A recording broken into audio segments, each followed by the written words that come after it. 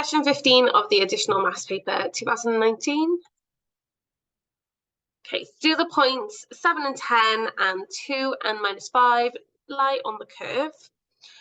You must support your answer by showing all your workings.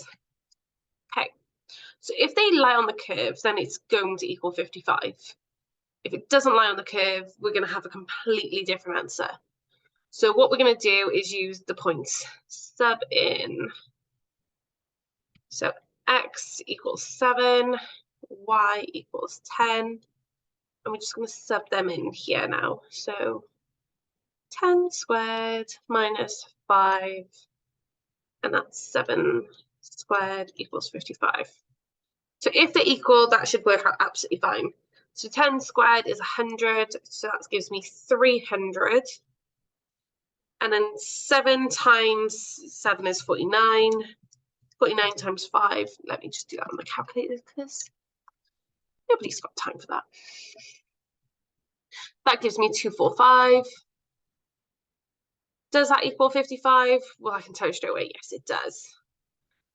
Right, the next one we're going to sub in is x equals 2 and y equals -5. Again, same thing, showing my workings. So 3 minus 5 squared minus 5 brackets, 2 squared.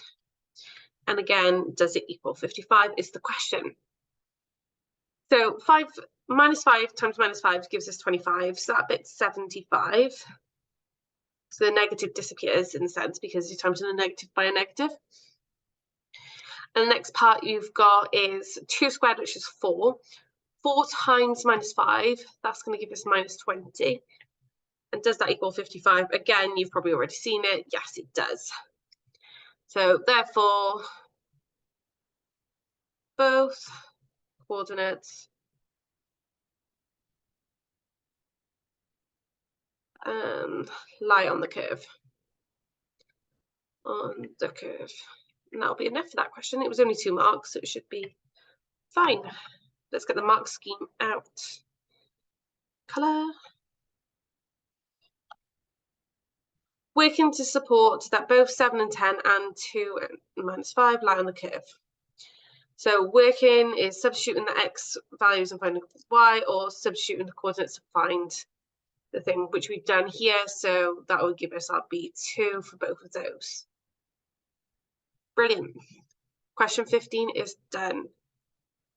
Let's finish that.